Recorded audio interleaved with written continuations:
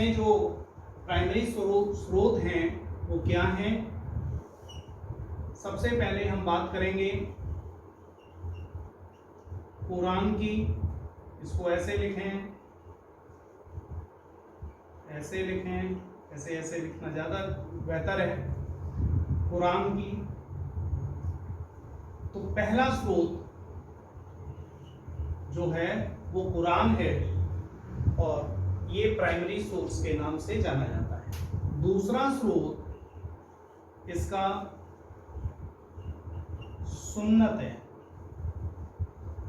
दूसरा स्रोत है सुन्नत, या इसको दूसरा नाम अहादिस भी कहते हैं और हदीथ भी कहते हैं। अहादिस भी कहते हैं और हदीथ भी कहते हैं। इसी प्रकार से तीसरा स्रोत है इज्मा। इज्मा तीसरा स्रोत है इज्मा, और चौथा स्रोत है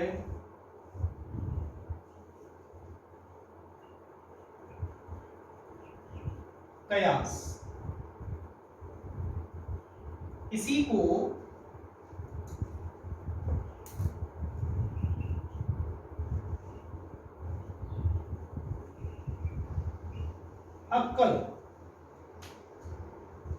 अक्ल भी कहते हैं और इंग्लिश में इसे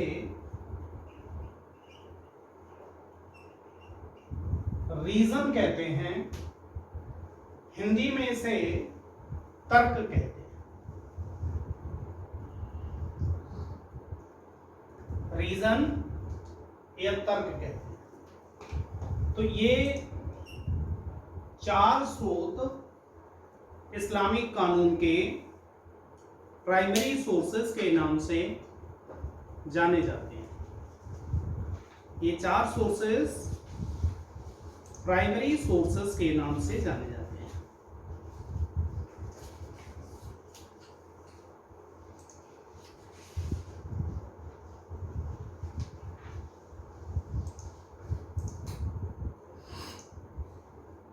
इनमें दो दो लाइन लिखनी चाहिए। तो ये कुरान मैंने आपसे डिस्कस किया। इस कुरान शब्द की उत्पत्ति कुर्रा नामक शब्द से हुई है। दैट इज द कुर्रा। कुर्रा को कुर्रा ही लिखेंगे, कोई इंग्लिश वर्ड नहीं है इसके लिए। तो इसकी शब्द की उत्पत्ति कुर्रा या कुरा ऐसे करके शब्द आता है कि शब्द से हुई है। कुर्रा या कुरा शब्द का जो अर्थ है वो है पढ़ने के योग्य।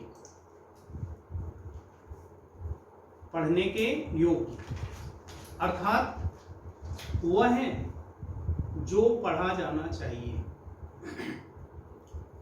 All that which should be read। और इसीलिए जो मुस्लिम्स होते हैं वो प्रतिदिन कुरान पढ़ते हैं। क्यों? क्योंकि वह है जो पढ़ा जाना चाहिए। तो कुर्रा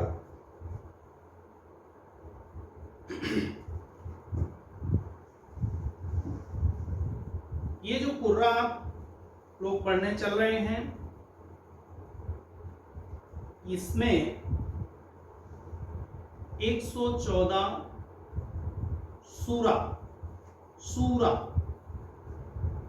114 सूरा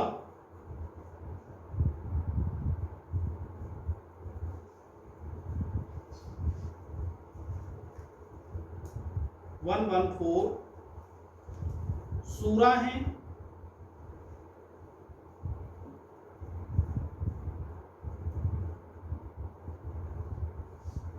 और 6237 वर्ष, VERSE, वर्षे, वर्ष या आयत, जिसको आप कहेंगे आयत, आयतें। अपनी विधि की सामान्य शब्दावली में आप इसको सेक्शन मान सकते हैं, सेक्शन 1, सेक्शन 2, सेक्शन 3, राइट। तो आयत, एक आयत में एक बात लिखी होगी, दूसरी आयत में दूसरी बात लिखी होगी, तीसरी आयत में तीसरी बात लिखी होगी। इतनी आयतों में लगभग 1637 आयत का संबंध विधि व्यवस्था से है, और इसके अतिरिक्त शेष अदर देन लॉ है कि कुरान प्रथम स्रोत है और प्राइमरी स्रोत है। प्राइमरी सोर्स का सबसे बेस्ट स्रोत जो है इस्लामिक कानून का, वो कुरान है। और कुरान शब्द वो है, कुरान का मतलब है जो पढ़ा जाना चाहिए, बस। अब जो दूसरा हमारा सोर्स आता है उसको हम सुन्नत कहते हैं। सुन्नत, इसे कहीं कहीं आपको सुन्ना मिल जाएगा, कभी कभी इसको सुन्ना भी लिख देते हैं, सुन्ना, सुन्नत या अहादिस या हदीथ, हदीथ। इंग्लिश में आप कह सकते हैं कि these are the traditions of prophet, Mohammad Sahab की परंपराएं, मोहम्मद साहब की आदतें, मोहम्मद साहब के कार्य व्यवहार इसके अंतर्गत आते हैं।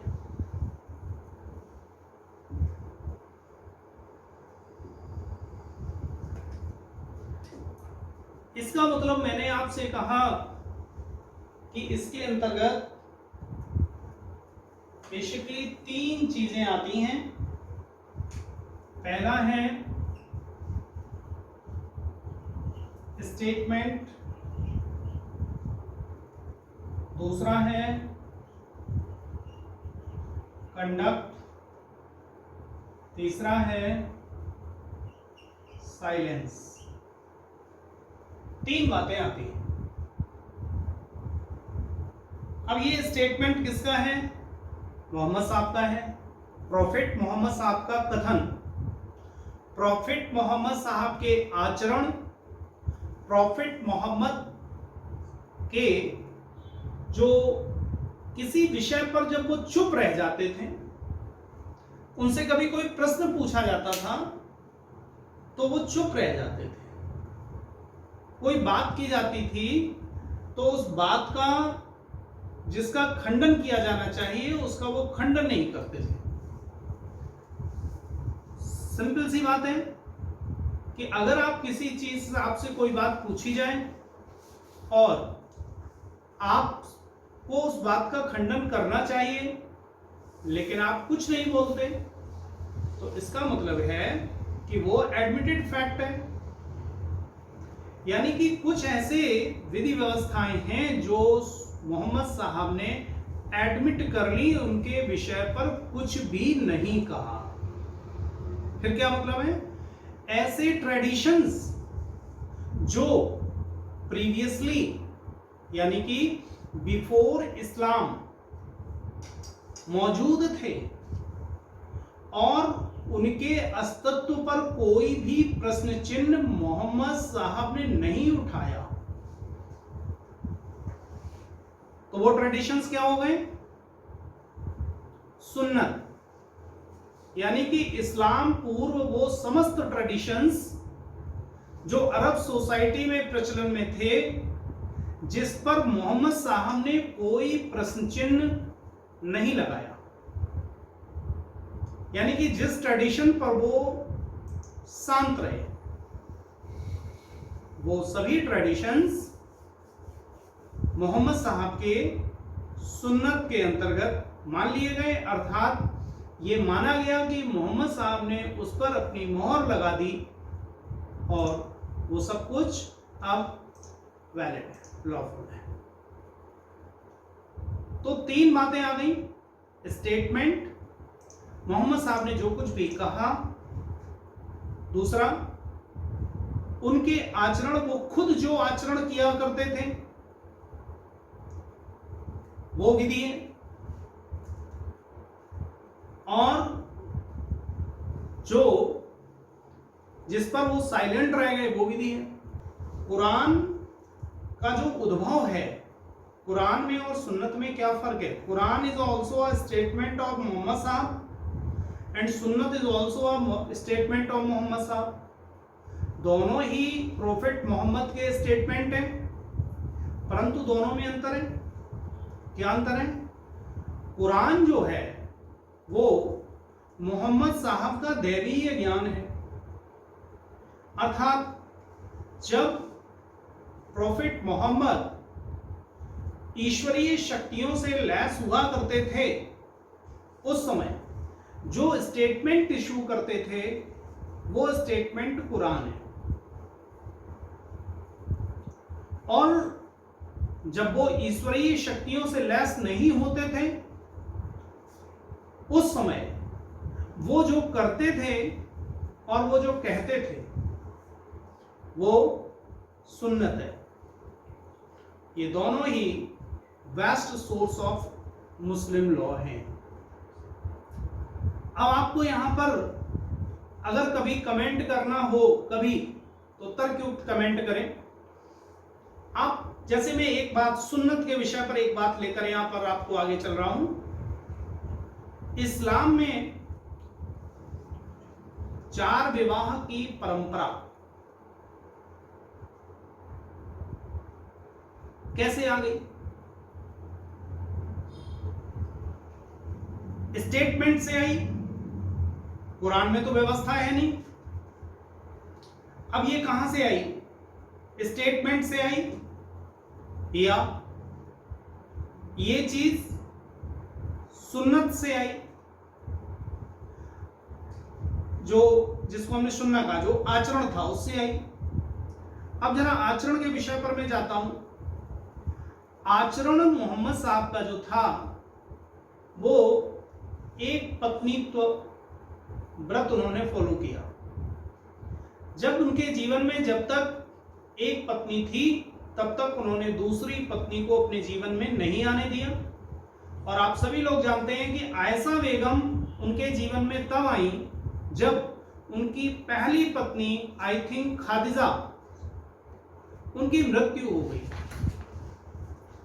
उसके बाद आयशा बेगम आई तो उन्होंने क्या किया?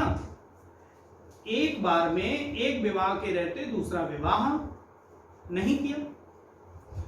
लेकिन हम आगे अभी जब चलेंगे, डिस्कस करेंगे, विवाह व्यवस्था पर डिस्कस करेंगे, तो विवाह व्यवस्था पर मोहम्मद साहब ने जब उनसे पूछा गया कि एक पुरुष कितने विवाह कर सकता है, चूंकि अरब समाज में बहु विवाह की परंपरा कायम थी, चल रही थी। एक एक व्यक्ति के पास कितनी स्त्रियों के साथ वो विवाह करता था कोई गिनती नहीं थी। इस व्यवस्था के लिए, इस व्यवस्था के अगेंस्ट मोहम्मद साहब ने एक व्यवस्था दी। उन्होंने कहा कि एक पुरुष अधिकतम 4 विवाह कर सकता है। ये मोहम्मद साहब का स्टेटमेंट था। हमने आपसे सुन्नत और अहादिस की छोटी सी चर्चा आपके साथ की। अब ये जो मोहम्मद साहब के कथन और आचरण हैं, उनको हमने स्टेटमेंट, कंडक्ट और साइलेंस ऑफ प्रॉफिट के रूप में बोला। इसको कुछ नाम दिए जाते हैं, जैसे कि स्टेटमेंट। स्टेटमेंट ध्यान रखिए कौन से स्टेटमेंट है, जब वो ईश्वरीय शक्तियों से युक्त नहीं है तो स्टेटमेंट, इनको हम सुन्नत उल कौल कहते हैं। सुन्नत उल कौल सुन्नतुल कौल कहते हैं। इसी तरीके से कंडक्ट को सुन्नतुल फ़ैल, सुन्नतुल फ़ैल, कंडक्ट को, आचरण को सुन्नत उल फ़ैल कहते हैं। और फ़ैल, फ़ैल, अब वो ये उर्दू बल्कि अरबी वर्ड है, और फ़ैल को आप इंग्लिश में FAIL करके लिख सकते हैं, ठीक है ना। इसके बाद साइलेंस ऑफ प्रॉफिट को हम सुन्नत उल तकरीर कहते हैं, सुन्नत उल तकरीर, तकरीर।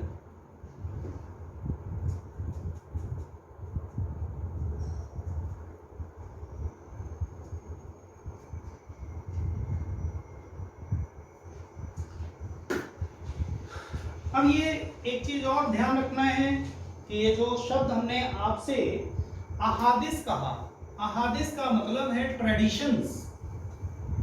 ये अहादिस को हम 3 भागों में डिवाइड कर सकते हैं। अहादिस को 3 भागों में डिवाइड कर सकते हैं। पहला, अहादिस ए मुतब, अहादिस ए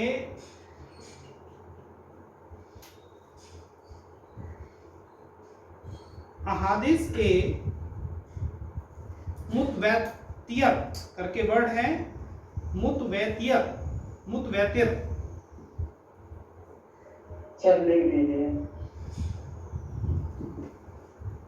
जरूरी नहीं है कि मैं उच्चारण सही लिख रहा हूं, ठीक है ना। कारण इसका यह है कि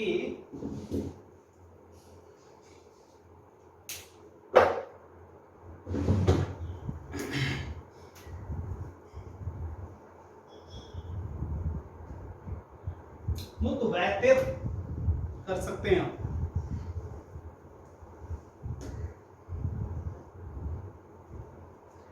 इसको इंग्लिश में लिख सकते हैं यूनिवर्सल ट्रेडिशंस, यानी कि ऐसी ट्रेडिशंस जो सर्वमान्य हैं, सभी इसे लागू करते हैं, सभी इसको मानते हैं, यूनिवर्सल ट्रेडिशंस।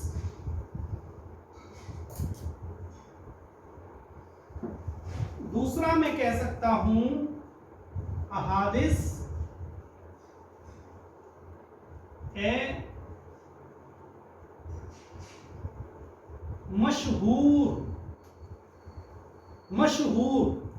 अब मशहूर तो आप लोग हिंदी में, जो ये वर्ड तो अरबी का है लेकिन हिंदी में आ गया है, मशहूर तो समझते ही हैं आप, तो बड़े मशहूर हो, इसका मतलब फेमस हो, फेमस हो। यस यस यस, बिल्कुल। इसका मतलब ये हुआ कि ये वो ट्रेडिशंस हैं जो वेल नोन हैं, जो वेल नोन ट्रेडिशन है, जिनको सभी जानते हैं, अर्थात पॉपुलर ट्रेडिशन, इनको पॉपुलैरिटी प्राप्त है, उनको हम ये कहते हैं। और अहादिस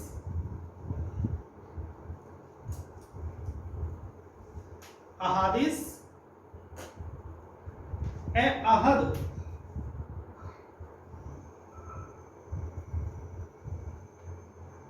अहादिस ए अहद,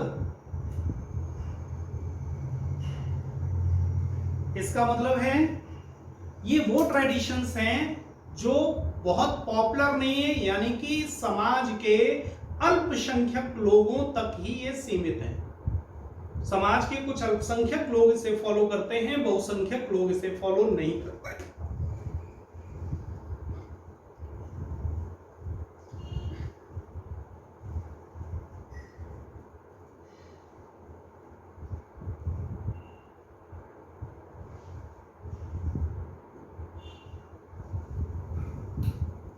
अब तीसरा हमारा पॉइंट आता है, ये हमारी बात की पूरी हो गई लगभग, जितनी बातें मुझे डिस्कस आपसे करनी थी मैं कर चुका।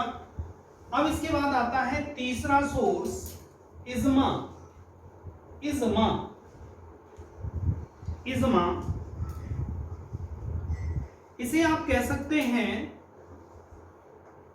कॉन्सेंसस ओपिनियन ऑफ ज्यूरिस्ट, विधि शास्त्रियों की किसी विषय पर एक मतता, एक राय, विधि शास्त्रियों की किसी विषय पर एक राय।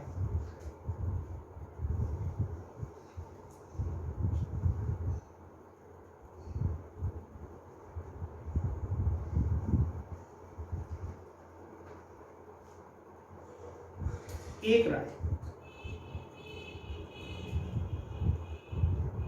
ठीक है। तो ये भी एक प्रकार का स्रोत है विधि का, लेकिन ध्यान रखेंगे ये प्रॉफिट के बाद, मोहम्मद साहब के बाद इस स्रोत का उद्भव हो रहा है।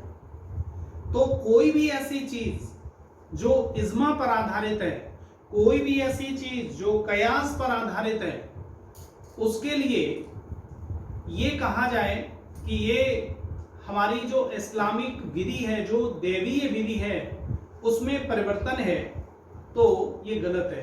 क्योंकि समय और परिस्थिति पर तर्क युक्ति परिवर्तित हो जाती है और तर्क युक्ति का सामंजस्य इस्लामिक कानून के साथ मिलाकर समय समय पर तर्क और युक्ति को परिवर्तित किया जा सकता है आवश्यकता पड़े तो। इज्मा, और इसके बाद नेक्स्ट है कयास। आगे वाला है कयास। कयास को आप लिख सकते हैं analogical deduction, analogical deduction, analogical deduction, तर्कयुक्त अवधारण ऐसे कह सकते हैं। हम तर्क के आधार पर कुछ पता लगाते हैं, तर्क के आधार पर। सिया लॉ इसे अक्ल कहता है,